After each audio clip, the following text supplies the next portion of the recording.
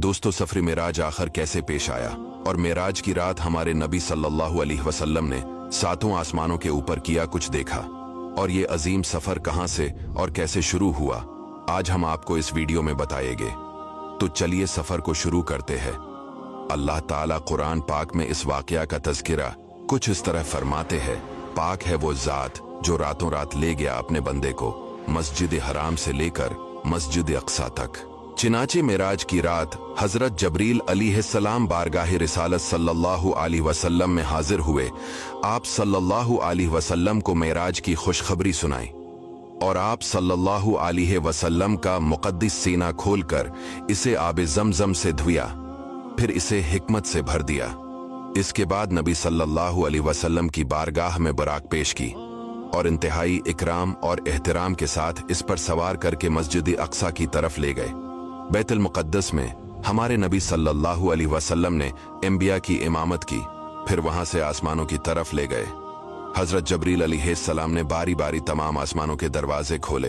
पहले आसमान पर हजरत आदम अलैहिस्सलाम, दूसरे आसमान पर हजरत ईसा अलैहिस्सलाम, तीसरे आसमान पर हजरत यूसुफ अलैहिस्सलाम, चौथे आसमान पर हजरत इदरीस अलैहिस्सलाम, पांचवें आसमान पर हजरत हारून अलैहिस्सलाम, छठे आसमान पर हजरत मूसा अलैहिस्सलाम और सातवें आसमान पर हजरत इब्राहिम अलैहिस्सलाम हुजूर सल्लल्लाहु अलैहि वसल्लम की जियारत से सरफराज हुए।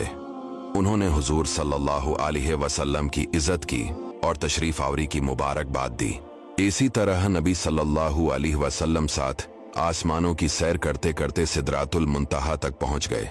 इस जगह से आगे बढ़ने में किसी फरिश्ते की मजाल नहीं है, इसलिए हजरत जबरील अलैहिस्सलाम आगे जाने से माजिरत करके वही रह गए। फिर अल्लाह ताला ने आपको अर्श बल्कि अर्श के ऊपर जहां तक चाहा बुलाकर आपको बारियाब फरमाया। वहां रसूल अकरम सल्लल्लाहु अलैहि वसल्लम पर खास रहमत और इकराम हुआ। जमीन आसमान की बादशाहत और इनसे अफजल उलूम पाए। अम्मत के लिए 50 नमाजें फर्ज हुई। नबी सल्लल्लाहु अलैहि वसल्लम ने बाज गुनाहगारों की शिफात फरमाई और फिर दुनिया में अपनी जगह वापस तशरीफ ले आए। लेकिन जब वहां से वापस आए तो हजरत मूसा ने आपसे अर्ज की कि आपकी अम्मत से इन 50 नमाजों का बार न उठा सकेगा, लिहाजा आप वापस जाए और अल्लाह से तखफीफ की दरख्वास्त कीजिए। चिनाचे आप हजरत मूसा के मशूरे से चंद बार आप बारगाह इलाही में आते जाते और अर्ज परदाज हुए, यहां तक कि 5 वक्त की नमाजें रह गईं और अल्लाह ताला ने अपने हबीब से फरमाया कि मेरा कौल बदल नहीं सकता। ए महबूब, आपकी अम्त के लिए ये 5 भी 50 होगी। नमाजें तो 5 होगी, मगर मैं आपकी अम्त को इन 5 नमाजों पर 50 नमाजों का सवाब अता करूंगा। फिर आप सल्लल्लाहु अलैहि वसल्लम आलमी मलकूत की अच्छी तरह सैर फरमाकर मक्का की तरफ वापस रवाना हुए। रास्ते में आपने बैतुल मुक़द्दस से मक्का तक की मंजिलों और कुरैश के काफिलों को भी देखा।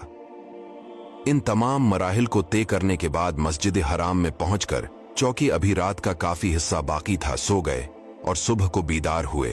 और जब रात के वाक़ियात का आपने कुरैश के सामने तज़किरा फरमाया तो कुरैश को सख्त ताजब हुआ, यहां तक कि बाज ने आपको झूठा कहा और बाज लोगों ने तो सवालात करना शुरू कर दिए। चूंकि अक्सर कुरैश ने बार बार बैतुल मुक़द्दस को देखा था और वो ये भी जानते थे कि हुजूर सल्लल्लाहु अलैहि वसल्लम कभी भी बैतुल मुक़द्दस नहीं गए, इसलिए इम्तिहान के तौर पर इन लोगों ने आपसे बैतुल मुक़द्दस के दरो दीवार और मेहराबों के बारे में सवालों की बौछार शुरू कर दी।